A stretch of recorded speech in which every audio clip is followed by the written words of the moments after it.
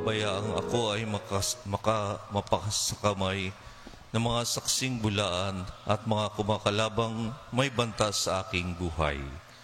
Sa ngalang mga nanganak na Espiritu Santo, Amen. sumainyo, Panginoon. At sumaiyo rin. Mga kapatid, tayo po ngayon ay nasa Martes Santo sa mga mahal na araw ng ating Panginoon. Patuloy po tayo magnilay sa mga mahal na araw na ito tungo po sa buhay na walang hanggan. Iyuko natin ating maulo at aminin ang ating mga kasalanan. Panginoon, kaawaan mo kami. Panginoon, kaawaan mo kami. Kristo, kaawaan mo kami. Kristo, kaawaan mo kami. Panginoon, kaawaan mo kami. Panginoon, kaawaan mo kami. Kaawaan tayo ng mga pangyarihan, Diyos, patawarin tayo sa ating mga kasalanan at patubayan tayo sa buhay na walang hanggan. Amen. Manalangin tayo. Ama naming makapangyarihan ng pagkalubong aming magampanan ang kasalukuyan ng pagpapakasakit ng aming pangungmahal upang kami pagidapating magkamit ng ibinugan nitong kapatawaran sa pamamagitan ni Jesucristo kasama ng Espiritu Santo magpasawalang hanggan. Amen. Pagbasa mula sa aklat ni Propeta Isaías. Makinig kayo mga taong naninirahan sa malalayong lugar.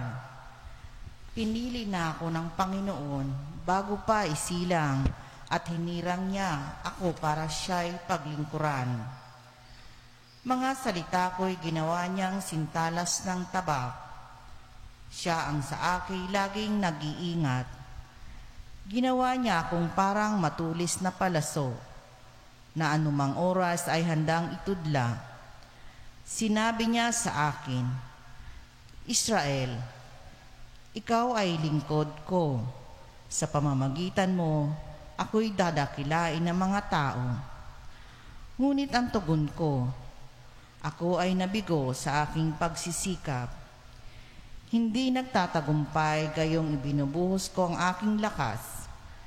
Gayunmay, itinitiwala ko sa Panginoon ang aking kalagayan, na ako'y gagantimpalaan sa aking kakayanan. Bago pa ako pinanganak, ay hinirang na ng Panginoon.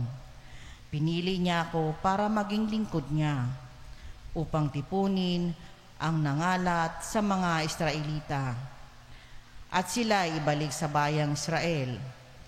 Binigyan ako ng Panginoon ng karangalan, sa Kanya nagbubuhat ang aking karangalan. Sinabi ng Panginoon sa akin, Israel na aking lingkod, may mas mahalaga pa akong ipagagawa sa iyo. Bukod sa pagpapanumbalik sa mga Israelitang nalabi, ay gagawin kitang tanglaw ng mga bansa upang lahat sa daigdig ay maligtas.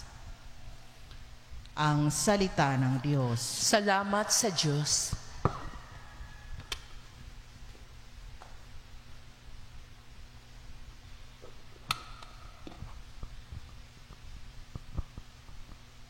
Patuloy kong isasaysay ang dulot mong kaligtasan. Patuloy kong isasaysay ang dulot mong kaligtasan. Sa iyo lang, Panginoon, lubos akong nananalig. Huwag mo akong pabayaang mapahiya at malupig. Tulungan mo ako ngayon, yamang ikaw ay matuwid. Ako sana ay sagipin, sa daing ko ay makinig. Patuloy kong isasaysay ang dulot mong kaligtasan. Ikaw nawa ang muog ko at ligtas na kakanlungan. Matatag na kublihan ko at matibay na sanggalang. Sa lahat ng masasama, O Diyos, ako'y ipaglaban. Sa kuko ng mababagsik, huwag mo akong pabayaan. Patuloy kong isasaysay ang dulot mong kaligtasan.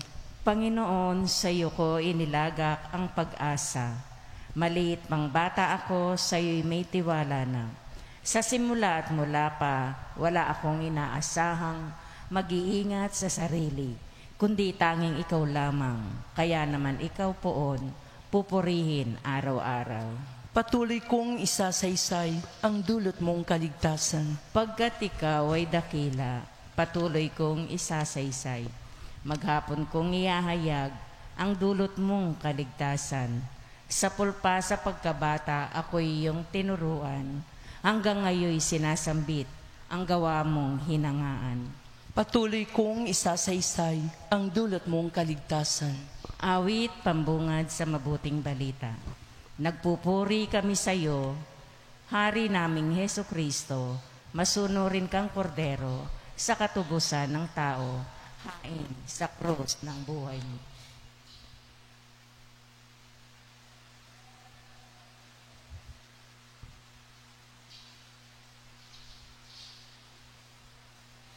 Sumainyo ang Panginoon. At sumaiyo rin. Ang mabuting balita ng Panginoon ay kay San Juan. Papuri sa iyo, Panginoon.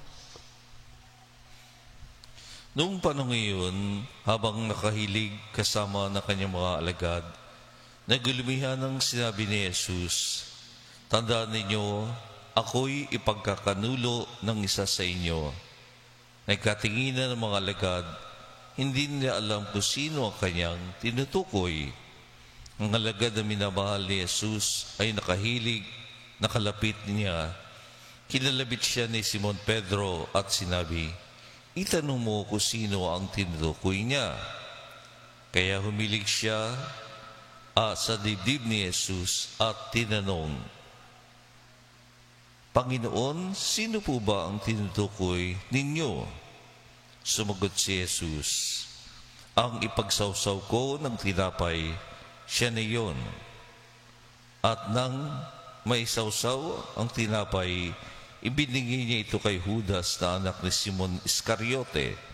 Nang matanggap na ni Judas ang tinapay, si Satanas ay pumasok sa kanya. Sinabi ni Jesus, "Gawin mo na ang gagawin mo." Ngunit isa man sa mga kasalo niya ay walang nakaalam kung bakit niya sinabi ito. Sapagkat si Judas ang nag-iingat ng kanilang salapi, inakala nilang pinabibili siya ni Jesus ng kakailanganin sa pista o kaya'y pinapagpalilimos sa mga dukha. Na makain na ni Judas ang tinapay, siya'y umalis.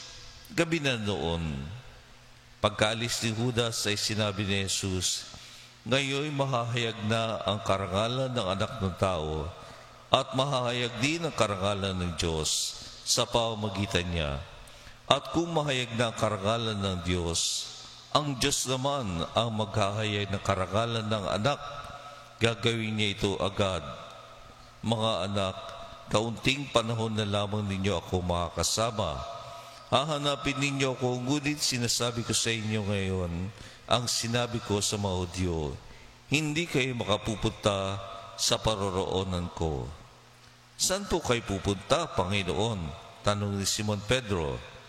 Sumagot si Jesus, "Sa paroroonan ko'y hindi ka makasusunod ngayon, ngunit susunod ka pagkatapos." "Bakit po hindi ako makakasunod sa inyo ngayon?" tanong ni Pedro.